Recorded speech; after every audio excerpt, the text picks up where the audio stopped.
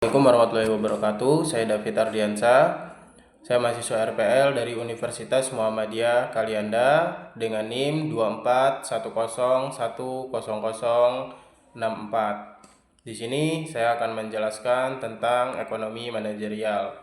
Yang pertama, ekonomi manajerial adalah ilmu yang menerapkan prinsip-prinsip ekonomi untuk membantu manajer dan pengambilan keputusan bisnis yang efektif. Bidang ini mengintegrasikan teori ekonomi dengan praktik manajemen untuk menciptakan strategi yang dapat mengoptimalkan sumber daya, meningkatkan keuntungan, dan meningkatkan kinerja operasional perusahaan. Fokus utama dari ekonomi manajerial adalah membantu manajer memahami dan menganalisis berbagai masalah ekonomi yang dihadapi dalam menjalankan perusahaan, sehingga mereka dapat membuat keputusan yang lebih baik dan strategis.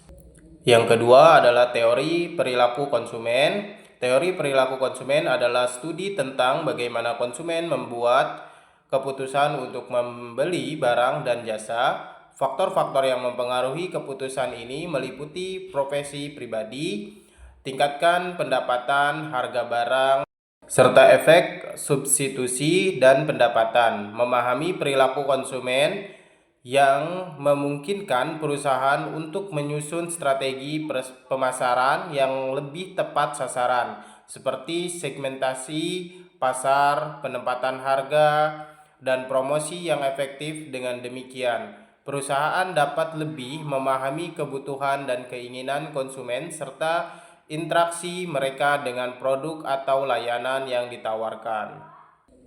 Yang ketiga adalah teori produksi dan biaya. Teori produksi membahas bagaimana perusahaan mengubah input seperti tenaga kerja, modal, dan bahan baku menjadi output berupa produk atau jasa dengan efisiensi optimal. Di sisi lain, teori biaya menganalisis berbagai jenis biaya yang dikeluarkan oleh perusahaan, termasuk biaya tetap, biaya variabel, dan biaya manajerial.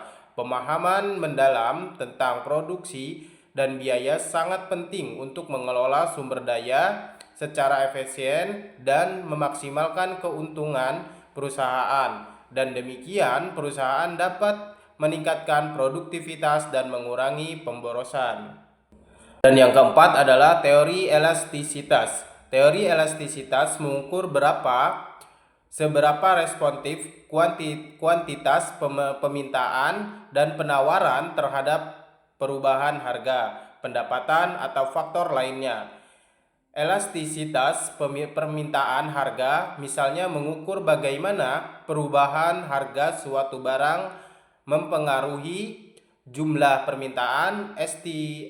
Elastisitas pendapatan mengukur perubahan permintaan barang terhadap perubahan pendapatan konsumen.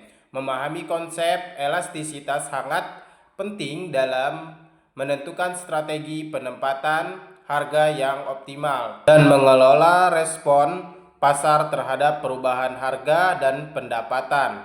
Hal ini juga membantu perusahaan dalam merancang strategi pemasaran yang lebih efektif. Yang kelima adalah strategi bisnis pengambilan keputusan. Pengambilan keputusan dalam bisnis melibatkan analisis data dan informasi untuk membuat keputusan yang tepat dan strategis. Beberapa alat analisis yang digunakan dalam proses ini antara lain analisis biaya manfaat, analisis marginal, dan pemrograman linier.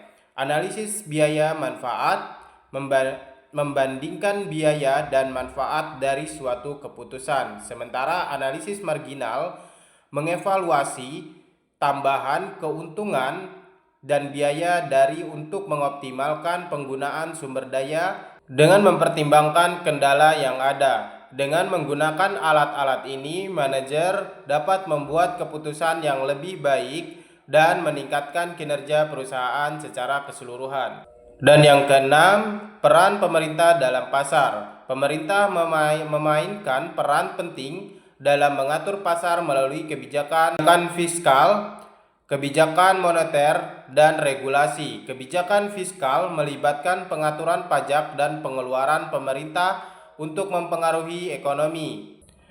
Misalnya, pengurangan pajak dapat mendorong konsumsi dan investasi, sementara peningkatan belanja pemerintah dapat meningkatkan permintaan agregat.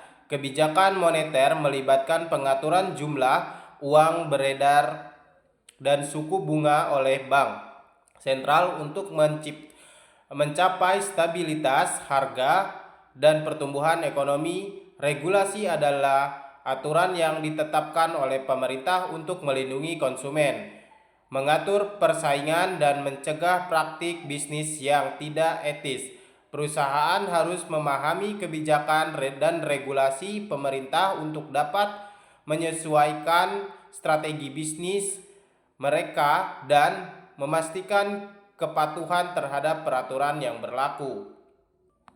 Yang ketujuh adalah review ekonomi manajerial.